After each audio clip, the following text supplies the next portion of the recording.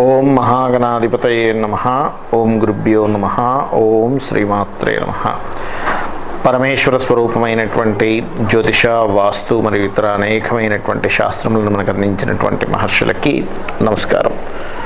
హయగ్రీవ హయగ్రీవ హయగ్రీవేతియో వదేత్తస్య నిస్సరతే వాణి జహ్నుకన్యా ప్రవాహవత్. అరుణాం కరుణాతరంగితాక్షీం ధృతపాశాంకుశపుష్పబాణచాపాం అనిమాదివిరావృతాం మయూకై అహమిత్యేవ విభావయే భవానీం. శ్రీమాత్రే నమః. ప్రేక్షకులందరికీ కూడా ఆ లలితాంబిక అమ్మవారి యొక్క అనుగ్రహం పరిపూర్ణంగా కలగాలని మనస్ఫూర్తిగా కోరుకుంటూ మనం ఈరోజు చెప్పుకోబోయేటువంటి టాపిక్ ఏదైతే ఉందో, పర్టికులర్గా ఒక్కొక్క లగ్నానికి, లగ్నం తెలియని వారు రాశిని చూసుకోవచ్చు, సెకండ్ ఆప్షన్ అది. బట్ పర్టికులర్ లగ్నాలకి ఇన్ జనరల్గా మీకు వేటి మూలంగా ఇబ్బంది అనేటువంటిది కొంచెం ఉంటుంది, వేటి మూలంగా బాగుంటుంది అనేటువంటి విషయాన్ని ఇప్పుడు నేను మీకు చెప్తాను. అయితే ఇందులో దీనికి కొన్ని కండిషన్స్ ఉంటాయి. ఇది మనం జనరల్గా చెప్పుకునేది, బట్ మీ పర్సనల్ చార్ట్ని బట్టి కొన్ని కండిషన్స్ ఉంటాయి. అదేంటి అనేటువంటిది నేను మీకు లాస్ట్లో చెప్తాను. సో వీడియోని ఆఖరి వరకు చూడండి. దాని ద్వారా ఏమవుతుందంటే పర్టికులర్గా మీరు దీన్ని ఎంతవరకు, నేను చెప్పిన కాన్సెప్ట్ని ఎంతవరకు మీరు ఆలోచిస్తూ ముందుకు వెళ్ళాలి, దీనివల్ల ఎటువంటి లబ్ధీలు పొందుతారనేటువంటిది మీకు తెలవడం జరుగుతూ ఉంటుంది. సో వన్ బై వన్గా ఒక్కొక్క లగ్నం నుంచి మనం ఇప్పుడు చెప్పుకుందాం. వృశ్చిక రాశి, వృశ్చిక లగ్నము. లగ్నం తెలిస్తే ఖచ్చితంగా లగ్నం నుంచే చూసుకోండి. లగ్నం తెలియని పక్షంలో మీరు రాశి నుంచి చూసుకోవచ్చు. బట్ ఈ లగ్నంకు ఉన్నటువంటి గొప్పతనం ఏంటంటే పట్టుదల ఎక్కువగా ఉంటుంది. సెల్ఫ్ కాంపిటీషన్ అంటారు. అంటే సెల్ఫ్గా కాంపిటీషన్ లక్షణం అధికంగా ఉండేటువంటిది వృశ్చికం. అంటే పోటీతత్వం ఎక్కువ. అయితే ఇందులో ఉన్నటువంటి నక్షత్రాలు విశాఖ, అనురాధ మరియు జ్యేష్ఠ, ఈ మూడు నక్షత్రాల వారికి కూడా ఇప్పుడు నేను చెప్పేటువంటిది వర్తిస్తుంది. అయితే ఇందులో ఏదైనా చిన్న చిన్న డిఫరెన్సెస్ ఉంటే ఉండొచ్చు. మేబీ వాళ్ళు పుట్టినటువంటి మహాదశ, వాళ్ళకు ఉన్నటువంటి మహాదశల వల్ల. అయితే ఇక్కడ పర్టికులర్గా మీరు ఎటువంటి తప్పిదం చేయడం వల్ల ఎక్కువగా లైఫ్లో ఇరుక్కుంటారు అనేటువంటిది ఉంటుంది, ప్రతి జాతకానికి ఉంటుంది. బట్ అది కొన్ని సందర్భాల్లో ఆ ప్లానెట్ బాగుంటే కనుక ఇరుక్కోవాల్సిన దగ్గర దాకా వెళ్ళి వెనక్కి కూడా రావడం జరుగుతుంటుంది. లేదా మీ జన్మజాతకంలో పర్టికులర్ ప్లానెట్ స్పాయిల్ అయితే కూడా దానికి సంబంధించిన ద్వారా ఇబ్బంది వస్తూ ఉంటుంది. అయితే మోర్ స్కోప్ దేనికి ఎక్కువగా ఉందనేది చెప్తాను ఇప్పుడు నేను మీకు. పర్టికులర్గా మీకు ఇక్కడ గమనించుకున్నట్లయితే ఏదైనా ప్రాపర్టీ తీసుకునేటప్పుడు సహజంగానే వృశ్చికం అనేటువంటిది ఇది భూ సంబంధించినటువంటి విషయాలని చెప్తూ ఉంటుంది వృశ్చికం. అందుకే చూడండి, ఎవరికైనా వృశ్చిక రాశి స్పాయిల్ అయింది, పూర్వీకుల ఆస్తులు పోతాయి.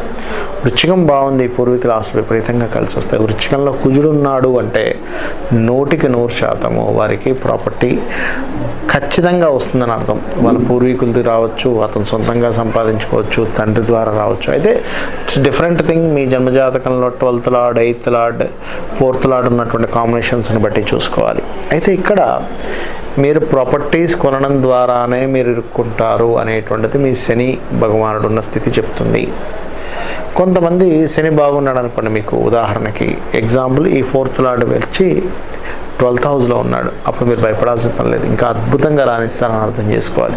అదేంటంటే 4వ స్థానాధిపతి 12లో ఉన్నాడు అనుకునేటువంటి భయాల్సిన పని లేదు. కాకపోతే ఎప్పుడు భయపడాలంటే 12లో ఉండి కూడా పాపకత్తిల్లో ఉంటే భయపడాలి, అదర్వైజ్ భయపడాల్సిన పని లేదు. అయితే ఇక్కడ మీరు అర్థం చేసుకోవాల్సింది, మీ లైఫ్లో మీరు ఏదైనా భూమిని తీసుకొని దాన్ని ఎక్కడైనా తనఖా పెట్టేటప్పుడు, లేదా ఇంకెవరి భూమి అయినా మీరు తీసుకొని డబ్బులు ఇచ్చేటప్పుడు, అదేవిధంగా మీకు శని బాగున్నాడు, ఉదాహరణకి శనికి ధనయోగాలు కూడా వచ్చి పడ్డాయి, అప్పుడు జరిగేటువంటిది ఏమిటి అంటే మీకు భూముల మూలంగానే డబ్బులు వస్తూ ఉంటాయి. ఎప్పుడో పూర్వీకులు ఆస్తుంటుంది. నేను చాలా కేసెస్ చూసాను. వృశ్చికంలో లగ్నంలో కుజుడుండి 12వ స్థానంలో మనకి శని భగవానుడు ఉన్నప్పుడు ఏం జరుగుతుంటాయి అంటే చాలా మటుకు కేసెస్లో ధనాధిపతి గురువు కనుక ఓన్ హౌస్లో ఉండడం లాంటివి జరుగుతున్నప్పుడు సర్వసాధారణంగా వాళ్ళకి పూర్వీకుల ఆస్తులు ఉంటాయి. వీళ్ళు ఏమీ కష్టపడకుండా చక్కగా వీళ్ళు దినచర్యలు చేసుకుంటూ ఉంటారు. ఆస్తుల నుంచి రెంట్స్ రావడం నేను చూశాను చాలా కేసెస్లో. రెంటల్స్ విపరీతంగా వస్తూ ఉంటాయి వాళ్ళకి. అయితే ఇక్కడ ఏంటంటే ఈ యొక్క కేసులో ఈ వృశ్చిక లగ్నం సంబంధించిన విషయంలో వీళ్ళకి సర్వసాధారణంగా ఏదైనా ప్రాపర్టీస్ మూలంగా మీరు ఇరుక్కుంటున్నారు, ఇప్పటికే గతంలో నాకు ఇలాంటివన్నీ జరిగాయి, ఎలా బయటపడాలి అంటే కుజ కేతు గ్రహాల దగ్గర దీపారాధన చేస్తూ గణపతిని కుమారస్వామిని ఆరాధన చేయండి. ఇది శని భగవానుడి యొక్క స్థితి.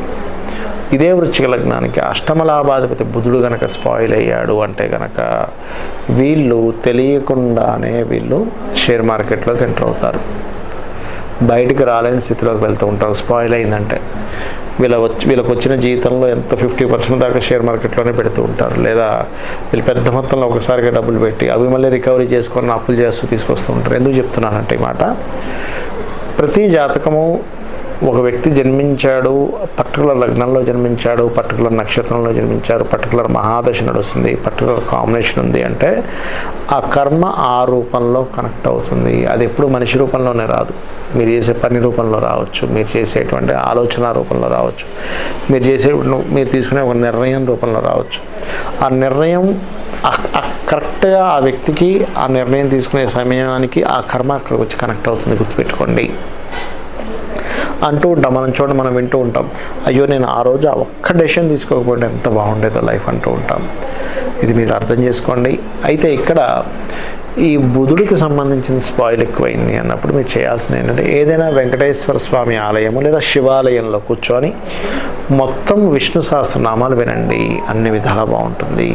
వీడియోని నేను ఎండింగ్ వరకు చూడమన్నది ఎందుకు అనేది ఇప్పుడు చెప్తాను మీకు. ప్రతి జాతకానికి కొన్ని కండిషన్స్ ఉంటాయి.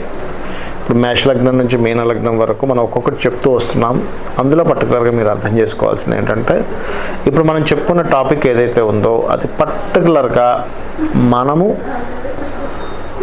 కర్మ అంటే ఒక కర్మ పర్పస్ మీద ఈ భూమి మీదకి వచ్చాము, దాన్ని ఏ రకంగా మనం అవాయిడ్ చేయగలము, దాని నుంచి ఏ రకంగా తప్పించుకోగలము, దాన్ని ఏ రకంగా నల్లిఫై చేసుకోగలము, అంటే ఏ దేవత ఆరాధన చేసుకుని నల్లిఫై చేసుకోగలము అని చెప్పాను మీకు. అయితే ఇందులో ఇది ఖచ్చితంగా మీకు జరగాలి అంటే ఇప్పుడు నేను చెప్పినటువంటిది ఏదైతే ఉందో దాని నుంచి మీరు బయటపడాలి అంటే మీరు ముఖ్యంగా చేయవలసినటువంటిది చెప్పిన రెమెడీ కంటిన్యూస్గా చేయండి, ఎన్ని ఆటంకాలు వచ్చినా. ఎందుకంటే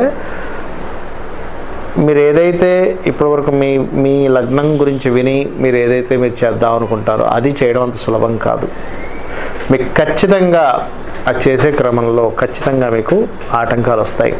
ఎవరో సడన్గా అదే సమయం ఈ రోజు నుంచి మొదలు పెడదాం అనుకునేసరికి ఏదో ఫోన్ కాల్ వస్తుంది, లేకపోతే ఇంకెవరు ఏదో జరుగుతుంది, ఫ్యామిలీలో ఏదో అడుగుతూ ఉంటుంది. ఎందుకు అంటే మిమ్మల్ని అంత ఈజీగా కర్మ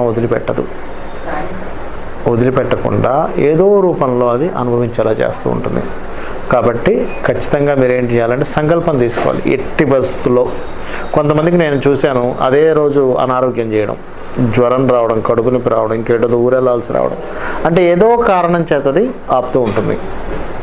కాబట్టి ఫస్ట్ ఎటువంటి సిచ్యువేషన్స్ ఉన్నా కూడా మీరు కంటిన్యూస్గా రెమెడీ చేయడం ఆపకండి. రెండవది, మీరు చేసే రెమెడీ ఎవరికి కూడా నేను దీనికోసం చేస్తున్నానని చెప్పని, ఈ సంకల్పం కోసం చేస్తున్నాను అనేటువంటి చెప్పకండి. చేస్తున్నానని చెప్పండి కానీ ఏ సంకల్పం కోసం చేస్తున్నానని చెప్పకండి.